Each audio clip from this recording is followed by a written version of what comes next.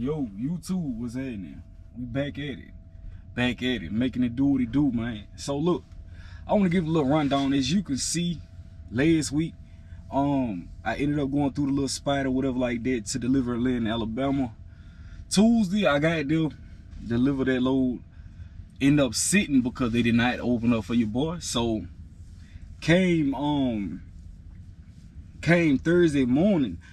I ain't gonna hold you. I just really got to a spot where I'm just like, hey man, I don't feel like really sitting on you like this. So I end up going down, cranking the truck up. Man, I was about to go back down to Tuscaloosa because I just feel like, hey, if I go to drop this load, I'll be able to turn around, you know, possibly keep, you know, make some more bread for the week and then just spin the block back on that load, deliver Monday morning. So boom, while I'm leaving up, I'm leaving out, and then as I'm going up one of the little hills, as you can see, it's like a little, it was a sheet of ice, man. And I'm about to go through a lot of this. We're trying to like summarize it in a way. So when I got out there, it wasn't as bad. It had like little, you know, little black ice spots and stuff, whatever.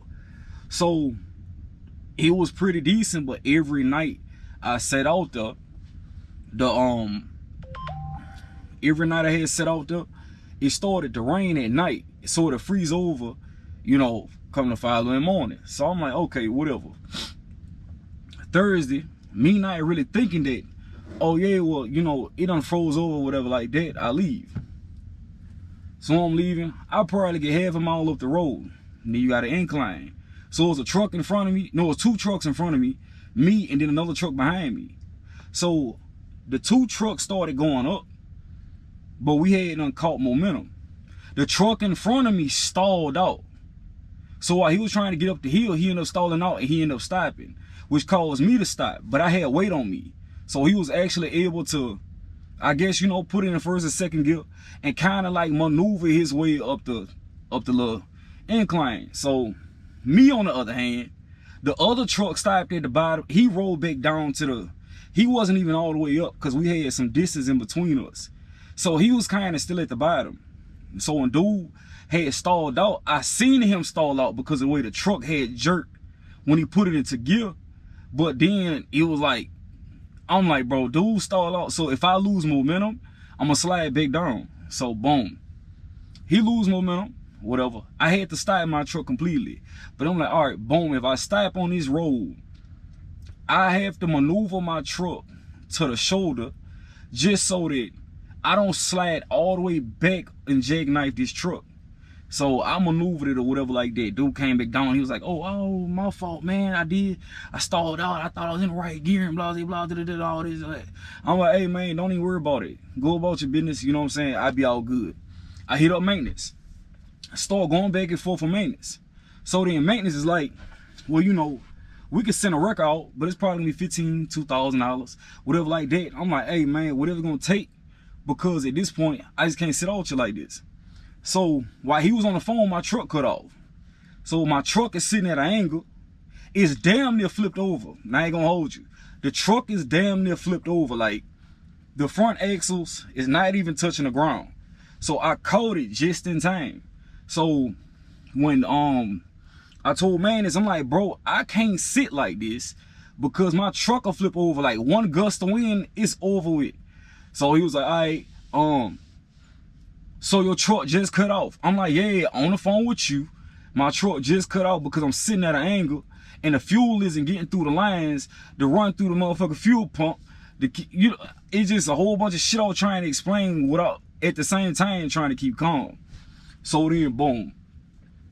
He like, all right, well, can you try to get the truck to crank back up? Because if you get it to crank back up, then you could try your best to stay warm. And we'll possibly have somebody out there tomorrow. So I said, man, I'm not about to sit out you on the side of the fucking road for a whole another 24 hours until y'all can get somebody out you. Like, either y'all get the truck out or y'all just get me out. So he ended up going out and we was going back and forth, back and forth. I was talking to my fleet manager. My fleet manager's like, oh, hell no, what the fuck they got going on? Whatever like that. So it became one big thing in the terminal. So I guess my fleet manager got hold of safety, and safety like, oh, fuck that. If we can't get the truck, get the driver. I'm not gonna hold you. They got there like in an hour. Like, hey, man, we can't get your truck out today, But we can go ahead and take you back to the terminal. They gave me a room. The guy that's over the lease purchase program, he was like, oh, I don't want to get a car for a driver that's going through something like this because he might quit and then we'll be stuck with all the bills and stuff. So I'm thinking to myself, I'm like, who the fuck thinks this shit if y'all so concerned about the driver? Like, has this shit happened before? So I'm like, bro, what type of shit? So you want me to sit in the hotel for the weekend while y'all go home? And you want to give me no rental car? Like, oh no. So what I end up doing, I maneuver my way back to the house. Got back to the house. He gave me the hotel room for the weekend. I maneuver my way back to the house. Chilled out, kicked it, whatever, blah, blah. Got me a rental car, brought my ass, well, I got a private rental. Brought my ass right back to Alabama this morning, picked my truck up. At first one crank up, so they did have to jump it or whatever like that, you know, and pump the fuel through the reservoir, get it through the lines or whatever, like, you know, went ahead, crunk it up, and she was doing good ever since, you know. So that's just my whole little incident that I just had going on as far as the truck. So now we back up and rolling, whatever, and I don't know what is. I don't even want to talk about these windshields no more. Like, that's a new windshield. I want to pick my truck up today. It's another crack on this windshield. So I'm gonna just let that be whatever it is. I'm not about to keep coming out of pocket for the windshields. Dude just pulled up, put another tire on my truck because my truck tire went flat. And that's the one that was kind of at an angle when I was parked. But I guess it didn't lose out until it really, you know, it done warmed up or whatever like that, and then it was broken off from the rim, which it wasn't like that earlier. So I'm kind of just thinking that maybe the how can I say it? Like the water was still frozen on the rim part, you know what I'm saying? That was keeping the tire attached to it, but Dole just changed that out. I got a load of shingles, got to take that down here to, what this? What I gotta go to? Panama City. Take that load out to Panama City, deliver that load. He said he got me one coming up out of Panama City. Don't know where it's going to. So me having to get this tire definitely just put me back a little bit. But I'm not even too much. It's out of my control. You know what I'm saying? Ain't really nothing I can do. But I'm gonna try to get it back together, get it back running the way it need to be, and get back to making some money. I'm pretty sure this tow bill definitely just hit me hard, you know, and I think I probably only maybe had like $1,100-$1,200 in that maintenance account on top of this tire. We delivered that load earlier.